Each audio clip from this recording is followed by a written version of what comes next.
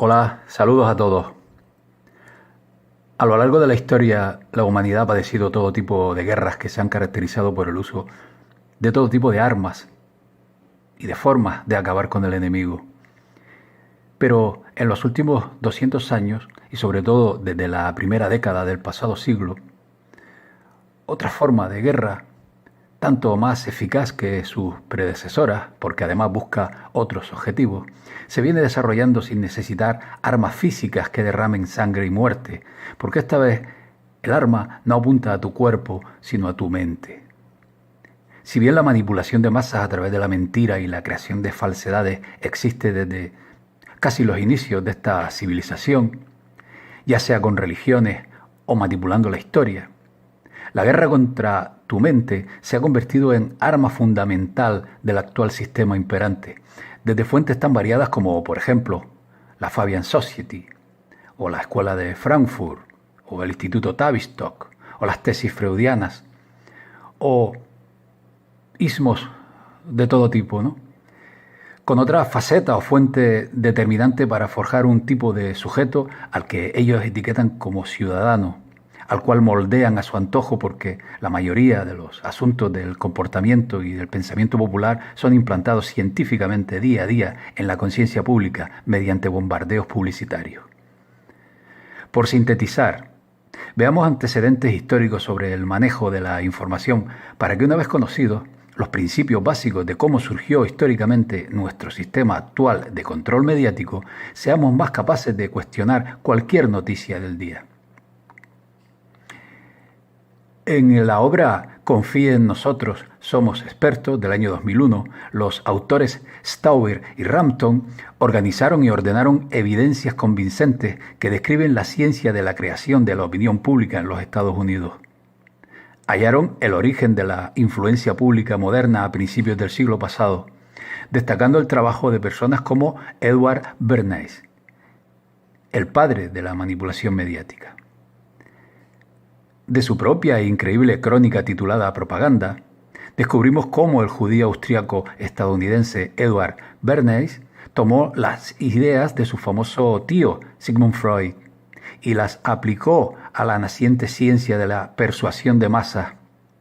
La única diferencia radica en que, en lugar de usar estos principios para descubrir temas ocultos en el inconsciente humano, como lo hace la psicología freudiana, Bernays usó estas mismas ideas para disfrazar agendas y para crear ilusiones que engañan y distorsionan la realidad con fines mercantilistas. La propaganda podía hacer que todo estadounidense quisiera tener su propio auto y de paso desmantelar el tranvía en beneficio de automotrices y petroleras, pero también orientar las preferencias de los votantes hacia los dos grandes partidos que hasta hoy hegemonizan la política norteamericana. De lo contrario, habría demasiados candidatos que fragmentarían la opinión. En palabras de Bernays, sería un caos. Este agrónomo de formación, pero periodista de profesión, fue el primero en explicarles a sus clientes que la gente no compra solo por necesidad, sino para satisfacer deseos inconscientes. Bernays dominó la industria de las relaciones públicas hasta la década de los 40 y fue una fuerza importante durante los siguientes 40 años. Durante todo ese tiempo aceptó cientos de tareas distintas para crear una percepción pública sobre cierta idea o producto. El fallecido ex analista de inteligencia John Coleman y su propia investigación nos dicen que con el plan de Tavistock, modificado para adaptarse a las condiciones estadounidenses, Bernays y Lippmann llevaron al presidente Wilson a establecer las primeras técnicas de metodología de Tavistock para la encuesta o fabricación llamada opinión pública creada por la propaganda de Tavistock. También les enseñaron a Wilson a establecer un cuerpo secreto de gerentes para dirigir el esfuerzo de guerra y un cuerpo de asesores para ayudar al presidente en su toma de decisiones. La comisión CREE fue el primer grupo de formadores de opinión establecido en los Estados Unidos.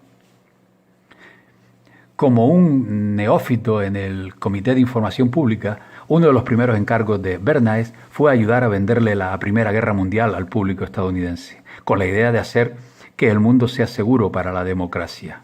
Hemos visto esta frase en cada guerra y participación bélica de los Estados Unidos desde entonces.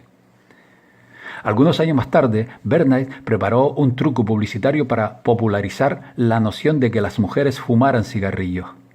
Al organizar el desfile de Pascua de 1929 en Nueva York, Bernays organizó la Brigada de las Antorchas de la Libertad, en la que las sufragantes marcharon en el desfile fumando cigarrillos como un símbolo de la liberación femenina. Después de ese evento, las mujeres se han sentido seguras destruyendo sus propios pulmones en público, al igual que siempre lo han hecho los hombres, ¿no? Antes de Bernays, los estadounidenses no desayunaban huevos con bacon y los varones no usaban reloj de pulsera. Ambas tradiciones fueron fabricadas por el llamado padre de las relaciones públicas. Para un fabricante de productos porcinos, Bernays ideó una campaña de artículos médicos exponiendo los beneficios de un desayuno enriquecido. Y, por iniciativa suya, los primeros en llevar el reloj en la muñeca fueron los soldados de 1918 en las trincheras, más práctico que en el bolsillo. Eso bastó para desfeminizar el accesorio y asociarlo a la hombría y al coraje. Estableció relación entre la industria tabacalera y la Asociación Médica Norteamericana, relación que duró casi 50 años. Le demostraron a todos que los cigarrillos eran beneficiosos para la salud. Simplemente mire los avisos de números viejos de revistas como Life, Look o Time de los años 40 y 50, en los que los médicos recomiendan tal o cual marca de cigarrillos para tener una digestión sana o cualquier otra idea, ¿no? Durante las siguientes décadas, Bernays y sus colegas desarrollaron los principios a través de los cuales se podía influir y convencer a las personas mediante mensajes que se repiten una y otra vez, cientos de veces por semana. Cuando el poder económico de los medios se volvió evidente, otros países del mundo se apresuraron a seguir el ejemplo. Pero Bernays siguió siendo el modelo a seguir. Joseph Goebbels, ministro de propaganda de Hitler, estudió de cerca los principios de Edward Bernays. Su trabajo era reformular un asunto, crear una imagen deseada para que haría un producto o concepto pareciera favorable. Nunca se vio a sí mismo como un maestro del engaño, sino más bien como un benefactor de la humanidad, quien brindaba un servicio valioso, ¿no? Bernays describía al público como un rebaño que necesitaba ser guiado, y esta mentalidad de rebaño hace que la gente sea susceptible al liderazgo. Bernays nunca se desvió de su axioma fundamental, controlar a las masas sin que lo sepan. Las mejores relaciones públicas suceden cuando las personas no saben que están siendo manipuladas. Estos primeros manipuladores de masas se presentaban como realizando un servicio moral para la humanidad en general. La democracia era demasiado buena para la gente. Necesitaban que les dijeran qué pensar, porque eran incapaces de hacerlo por sí solos. Aquí va un párrafo del libro de Bernays, Propaganda, que dice: quienes nos gobiernan moldean nuestras mentes, definen nuestros gustos o nos sugieren nuestras ideas. Son en gran medida personas de las que nunca hemos oído hablar. Ello es el resultado lógico de cómo se organiza nuestra sociedad democrática. Grandes cantidades de seres humanos deben cooperar de esta suerte si es que quieren convivir en una sociedad funcional sin sobresalto. Y luego viene el dinero, porque, por ejemplo, Procter & Gamble vende su jabón Ivory a millones después de que a Bernays se le ocurriera la idea de patrocinar concursos de esculturas de jabón para niños en edad escolar. Una vez vislumbradas las posibilidades de aplicar psicología freudiana en los medios masivos, Bernays se encontró pronto con más clientes corporativos de los que podía atender. Las corporaciones globales estaban muy interesadas en agradar a los nuevos hacedores de imagen. Había docenas de bienes y servicios e ideas para vender a un público susceptible. A lo largo de los años, estos jugadores han tenido el dinero para hacer realidad sus imágenes. Algunos ejemplos: Philip Morris, Pfizer, Union Carbide, Allstate, Monsanto, la industria del tabaco, la industria del plomo, DuPont, Shell Oil, Standard Oil, Procter & Gamble, Boeing, Dow Chemical, General Motors, Goodyear, etc. Han surgido decenas de firmas como agencias de relaciones públicas para responder a la demanda de manipulación mediática de masa. Aunque son famosas dentro de la industria de las relaciones públicas, son estos nombres que no conocemos y por buenos motivos, ¿no? Las mejores relaciones públicas son aquellas de las que nadie se da cuenta. Durante décadas han creado las opiniones con las que fuimos criados la mayoría de nosotros sobre casi cualquier tema que tiene el más remoto valor comercial incluido. Por ejemplo, medicamentos farmacéuticos, vacunas, la medicina como profesión, la medicina alternativa, el flúor en el agua.